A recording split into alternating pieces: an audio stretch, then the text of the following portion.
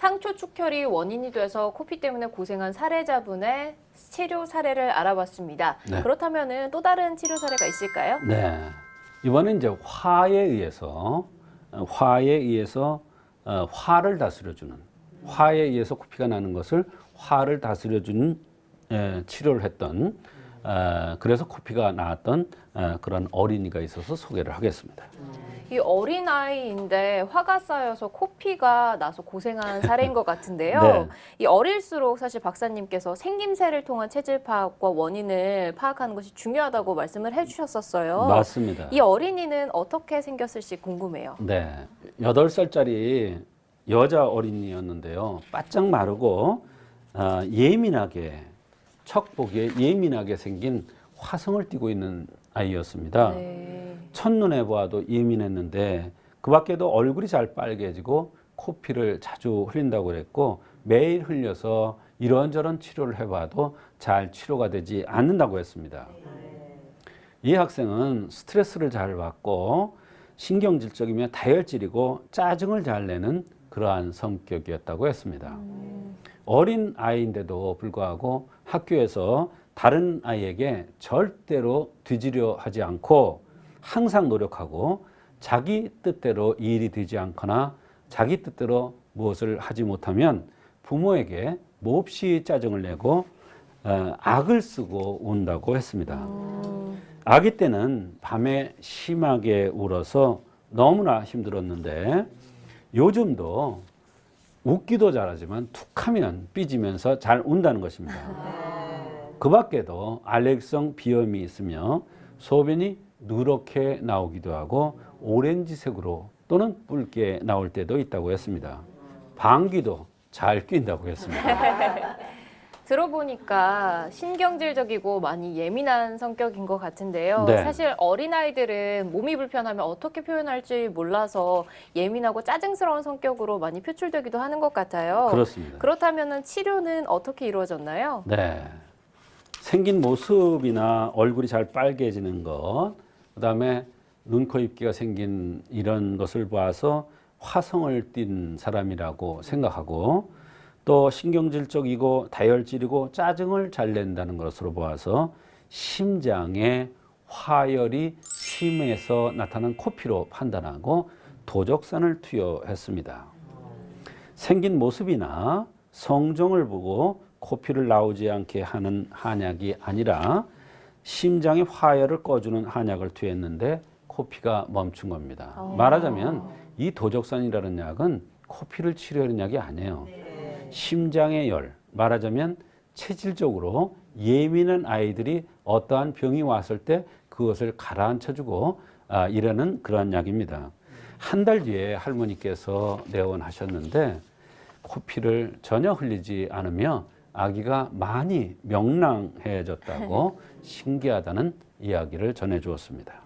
이 박사님께서 심장에 화열을 꺼주는 한약을 투여한 이후에 코피가 나아졌다고 하셨는데 네. 이 원인을 좀 더 자세히 설명해 주세요. 네. 마지막으로 제가 이제 방귀를 낀다 그랬더니 웃으셨어요. 이 방귀가 끼는 것도 한의학에서는 이제 심장과 연관 있는 것으로 봅니다. 얼굴이 잘 빨개지거나 바짝 마르고 신경질적으로 이거 다혈질이며 짜증을 잘 내고 잘 우는 이런 것은 심장에 화열이 잘 통해서 나타나는 하나의 발현상입니다. 체질이나 원인을 생각하지 않고 코피가 나니까 지혈시키는 치료를 했기 때문에 이런저런 치료를 해도 치료가 되지 않았었는데 네. 심장에 화열을 꺼주니까 화가 위로 솟구쳐서 나오던 코피가 멈추었던 것입니다.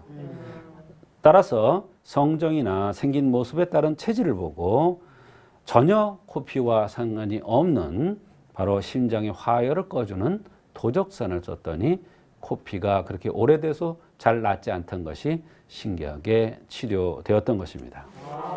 이 심장의 화열을 꺼주기 위해서 처방해 주신 도적산 어떤 한약인가요? 네, 도적산은 몇 가지 이렇게 약재가 구성이 돼 있지 않아요. 근데 이게 아주 신기한 효과가 많은 약입니다.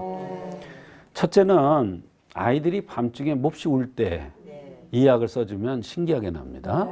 또 아이들이 아랫배가 아프다고 그럴 때 신기하게 낫고 또 소변이 붉고 시원하지 않거나 찔끔찔끔 나오면서 아플 때도 있고 이러할 때 소변 넣을 때 거의 아프다 그러는 경우 신기한 효과가 있습니다. 또 이 아이가 오렌지색이나 약간 붉은색으로 넣을 때도 있다 그랬는데 이것도 바로 이 약을 쓴 이유 중에 하나입니다.